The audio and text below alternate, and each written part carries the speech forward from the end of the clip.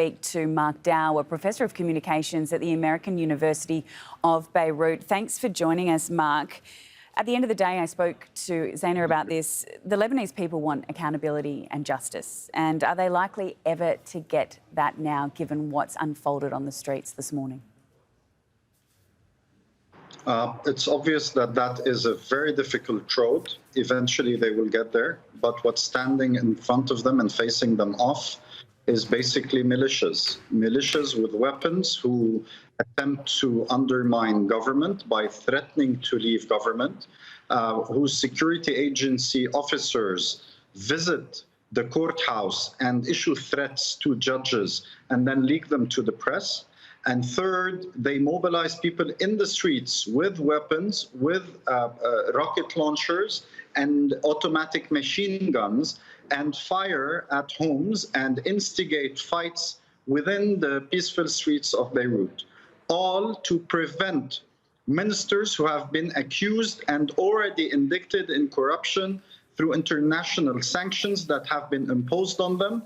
All of this, 6 people died today, several tens of people injured, a lot of destruction, all because 2 corrupt ministers do not want to attend a hearing with the judge who has accused them of negligence for their performance when they were ministers and when those ammonium nitrates that exploded in Lebanon, and the 3rd biggest non-nuclear explosion in the history of mankind, those people don't want to even show up to the investigation.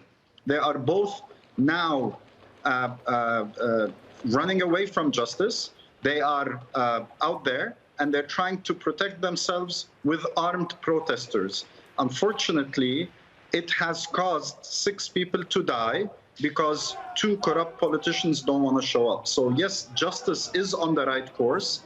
The legal attempts at undermining and removing the judge have both times failed.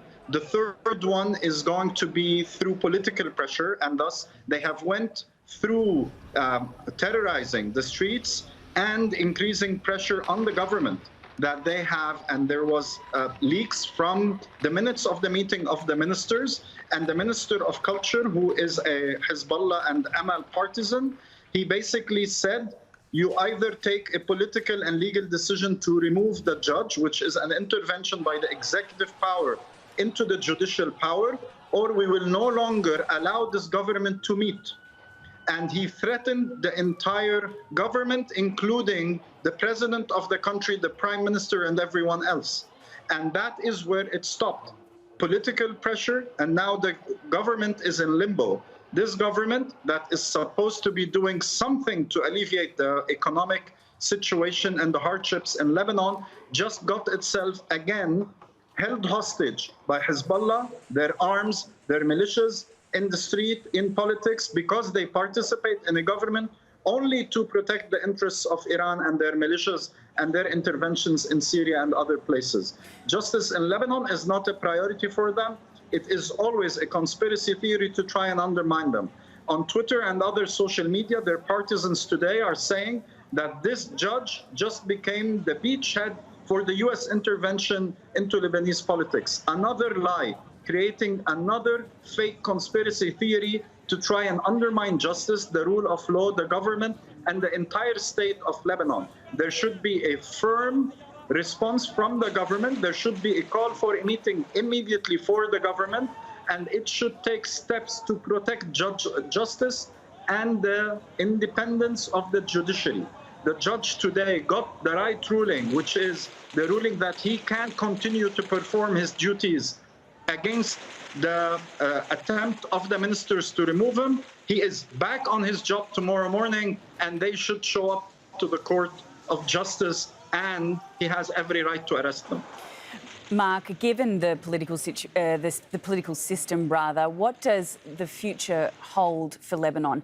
How do we escape this cycle of so-called corruption going forward?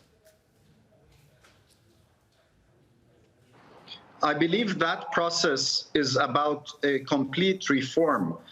We cannot reform this country with the same people who got us into this mess. We cannot reform the country with militias independently from the state, operating their own foreign policy, opening their own wars, and then dictating what happens in terms of the operation of the security, the judiciary, and others. So this requires a formal reform, and this is a demand on the president, the prime minister, and everyone who is in the state, as well as the opposition to this government, that they need to stand to protect the state from the militias. Hezbollah is the main organization undermining the state. The only way that will happen, it will not happen by any international intervention. There are deals happening all across the region between the French. The Americans are withdrawing from the region. So it's down to Lebanese local political parties to stand and say, we want to run this country based on a constitution and the laws, no longer by force of weapons. Therefore, what is needed now is reform and reformists who are supporting the functioning of the state. The explosion, the investigation is a real test if that logic can rule, or again, Lebanon falls into the trap of being ruled by a gun, by a militia, for the purpose of serving Iran's interest in Lebanon. Mark, certainly reform is an uphill challenge for the country, and you're saying that it needs to be Lebanese-led, but surely the international community can put pressure on the government. What would you be hoping, or what do you think the international community is viewing, or how do you think they're viewing what's unfolded today? I believe they realized that it is not enough to do economic reform. When they say reforms, it has to be political reforms.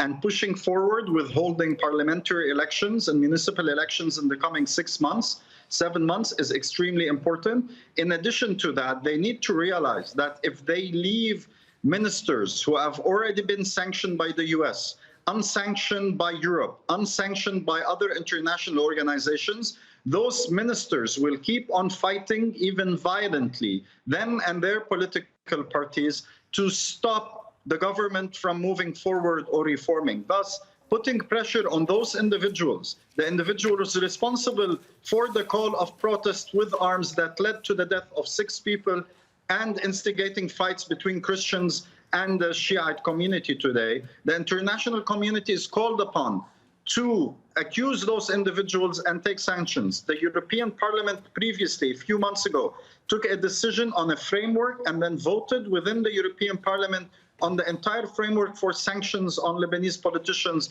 for their obstruction of justice or corruption. Now is the time to start applying those sanctions on those individuals, because if they don't put a limit and a cost to their actions, they're willing to get us down to blood and war again to maintain their power and to undermine the state. So the international community needs to be extremely fair with those political parties that have mobilized militants with arms today and have taken action. They need to be sanctioned and they need to be condemned. Mark, I'm really getting a sense of your anger here. Do you think that reflects the broader Lebanese community? I mean, is this going to reignite the anger amongst the Lebanese?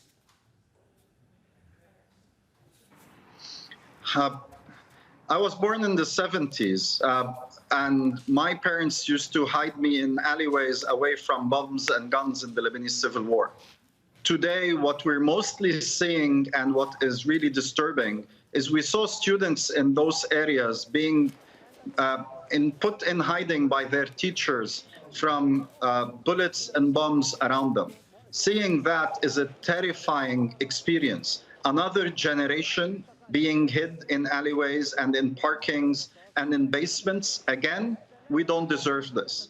They need to be stopped, and we need to find them now before this spreads and Hezbollah and their arms and the militias again dominate a country for their political power and not for the governance or the benefit of the Lebanese people. I think everyone in those streets and neighborhoods that we're fighting today, they know that they are on a barrel about to explode.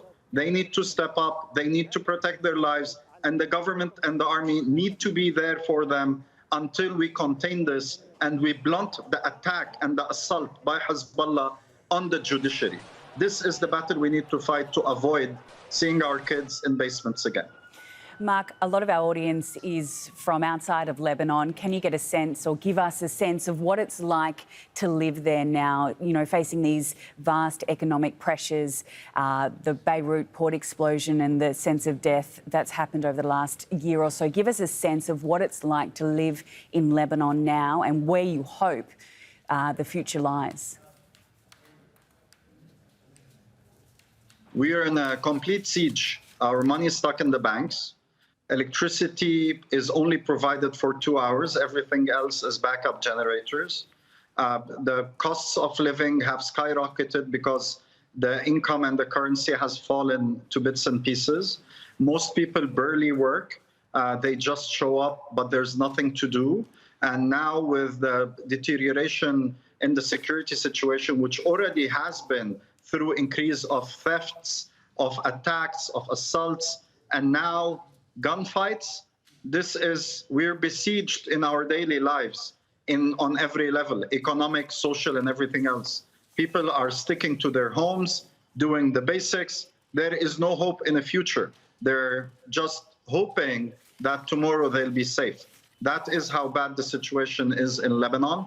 And then we've got the biggest numbers of youth and capable individuals immigrating. Double-digit numbers of our healthcare workers have left. Half businesses have closed. So we're in very bad shape, and yet arms continue to slaughter us in the streets because they want to fight political battles using the blood of innocent people in the streets. Returning to that conflict this morning, the Interior Minister says those who prepared for the demonstration assured us that it would be peaceful, and the shooting began with snipers taking aim at people's heads. What do you make of his comments that they were assured that it would be a peaceful demonstration? That would be an excellent line in a stand-up comedy. He knows Hezbollah and Harakat Amal, except if he just came to the country yesterday.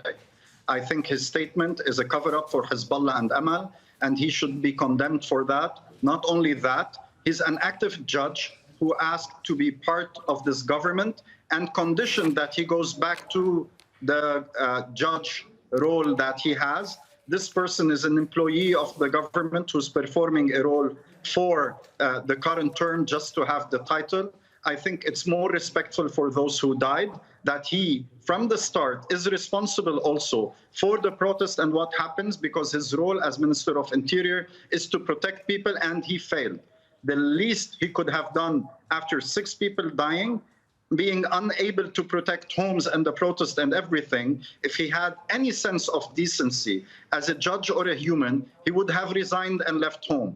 Instead, he gave that funny, ridiculous statement, which is a shame for a person like him in that position to say after people have died in the streets. How do you see the next hours and days unfolding? Do you think that you are likely to see that reform that you are so desperately after? I think the fight now is to see if this government can contain the onslaught. The second thing to watch out for is to see Judge Bitar, if he's going to continue with his investigation. Third is to see movements and protest movements by people, especially the families of the victims of those who died in the August 4th explosion, their actions and how they're going to act. Because if there are people in the streets, if there's a political fight and judicial fight is on, then yes, the path of reform is still open and we can move forward. And those are the 3 things I'll be keeping an eye on. Speaking of one of those things, the investigation, surely now it's no longer able to continue given what's happened this morning and the pressure on the judge. How do you see it, an internal investigation unfolding? Surely it now needs to go to perhaps an external party to investigate. The process has already started within the Lebanese judiciary. An external party to investigate has to take the decision by the government. The government currently is controlled by Hezbollah. The Prime Minister is their ally. I don't see any international investigation coming, neither through a UN Security Council decision like the International Tribunal for the Hariri assassination back in 2005, nor this current government with Michel on as president, Miati as prime minister, will do anything to upset Hezbollah that much. They are his cronies. And I believe our best shot is still protecting the Lebanese investigation in the short term. If that fails, we have no recourse but to go for an international investigation, but that requires international endorsement, and I don't think the countries such as France or others really have that as a priority for themselves. Again, the burden is on the Lebanese to fight the militias, the nonchalance of the international community, and an ability to protect the judge and the legal system to withhold the assault of Hezbollah and their weapons. Well, we appreciate your insights there, Mark Daou, a Professor of Communications at the American University of Beirut. Appreciate your time. Thank you.